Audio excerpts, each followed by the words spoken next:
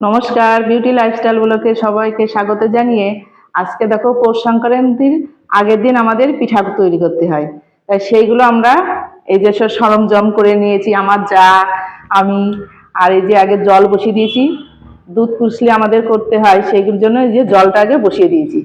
আর এই যে এইদিকে এই যে গোকুল পিঠা তৈরি হবে, তার জন্য আমার যা এই যে আগে দুধের ক্ষীরগুলো এই যে গোল গোল করে কেটে নিচ্ছে, তারপরে এই যে চাটকি করা হচ্ছে, তারপরে আবার একটা ব্যাটার মতন তৈরি হবে, সেইগুলো তেলে ভেজে এই যে রস জ্বালানো হয়েছে, রসের মধ্যে দেওয়া হবে। সেগুলো তোমাদের সাথে আমি শেয়ার করব সবকিছুই আস্তে আস্তে করে করবো। এই যে আগে জলের মধ্যে এই যে চালের গুঁড়োটা এই যে দিয়ে দিচ্ছি কুসলির জন্য। আগে এই যে দুধ পুলি করবো, একটু চালের গুঁড়োটা ভালো করে এই যে জলের মধ্যে দিয়ে একটু কেড়ে নিচ্ছি, আটা মতন করে কেড়ে নিচ্ছি।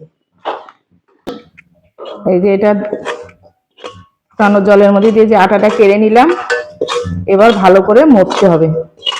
তো দেখো এই যে আমরা দু যা মিলে করছি, যা করছে পাটিসাপটার গুলাটা, আর এই যে আমার মালপোয়ার গুলাটা হয়ে গেছে। আর কড়াইতে এই যে তেল আছে, এই তেলের মধ্যে এবার দিয়ে দিচ্ছি।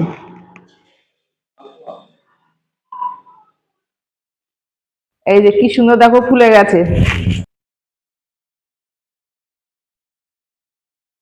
এইভাবে একটা একটা করে সব ভেজে রাখবো মালপোয়া গুলো। এদিকে পাটিসাপটাটা বসিয়ে দিই, নাহলে এই করতে করতে অনেক রাত হয়ে যাবে। তো দেখো আমার পিঠা বানানো হয়ে গেছে, দুধ পুলি, গোকুল পিঠা, পাটিসাপটা, মালপোয়া, দুধ পুলি।